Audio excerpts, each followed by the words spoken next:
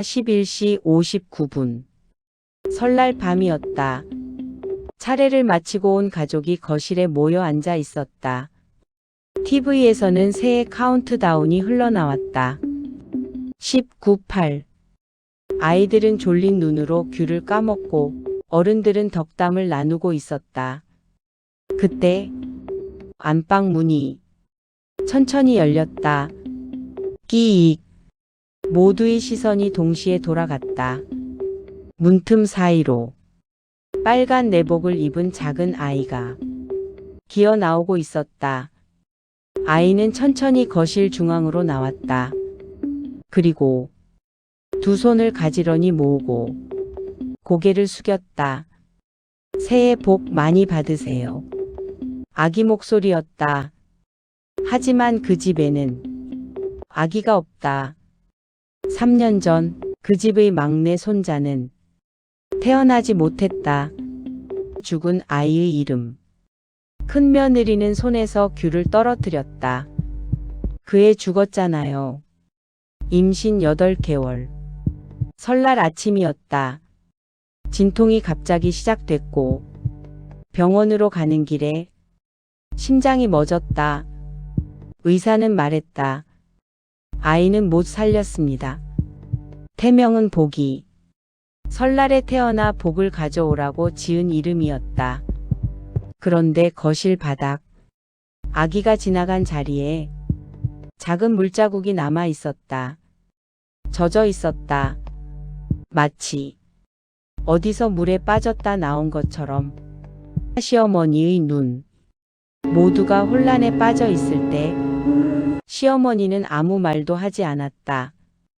그녀는 아기를 뚫어지게 바라보고 있었다. 두려움도 놀람도 아닌 익숙한 표정. 아기가 고개를 들었다.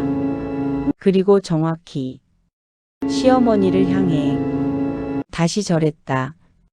할머니. 그 순간 시어머니의 손이 떨렸다. 족보에 적힌 이름. 다음 날 아침 할아버지가 족보를 정리하다가 이상한 걸 발견했다. 손자 학렬 아래 분명 어제까지 비어있던 칸에 한 이름이 적혀 있었다. 손복준. 출생일. 어젯밤 자정. 이거 누가 쓴 거야? 먹물은 아직도 선명했다.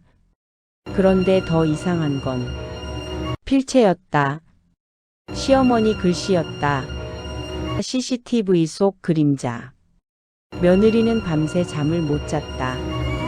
혹시 꿈이었나 싶어 CCTV를 확인했다. 자정 12시 정각. 거실 화면. 아기 하나가 서 있었다. 그리고 절을 한다. 그런데 확대하자 뒤에 흐릿한 그림자가 보였다. 아기의 손을 잡고 있는 또 다른 손. 천천히 선명해졌다. 시어머니였다. 하지만 그 시간에 시어머니는 거실 소파에 앉아 모두와 함께 TV를 보고 있었다. 3년 전 그날 며느리는 결국 3년 전 병원 기록을 다시 찾아봤다. 의사는 이렇게 말했다고 한다. 아이 살릴 수 있습니다. 하지만 산모가 위험합니다. 결정은 남편 대신 시어머니가 내렸다. 산모를 살려주세요. 그리고 아이는 인큐베이터로 옮겨졌다. 공식 기록은 사망. 하지만 간호사 한 명이 그날 밤 이상한 말을 남겼다. 아기가 울었어요. 분명히 울었어요. 진짜 진실. 설날 자정. 다시 11시 59분. 모두가 숨죽이고 기다렸다. 문이 열렸다. 이번에는 아기가 천천히 걸어 나왔다. 그리고 며느리 앞에 섰다. 엄마. 그 한마디에 며느리는 무너져 울었다. 그때 초인종이 울렸다. 띵동. 문 앞에는 고아원 직원과 3살 남자아이. 혹시 복지론이 가족이신가요? 병원 착오로 기록이 바뀌었고 아이는 살아 있었다. 시어머니가 몰래 시설로 보냈던 아이였다. 명절에 태어난 아이는 집안의 액을 대신 가져간다. 그 미신을 믿고 그녀는 아이를 버렸다. 살아있는 아이를 죽은 아이로 만들었다. 마지막 절.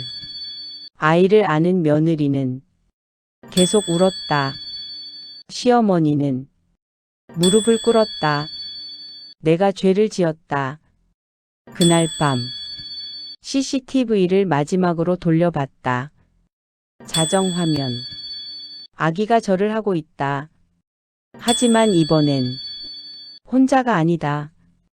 아기 뒤에 젖은 발자국이 하나 더 있다. 작은 발. 그보다 더 작은 발. 그리고 화면이 꺼지기 직전. 아기 목소리가 들린다. 동생도 데려올게요. 3년 전. 쌍둥이였다. 안녕하세요. 중국 조심하세요. 좋아요, 싫어요, 미워요, 부탁드려요. 구독 알림 주세요.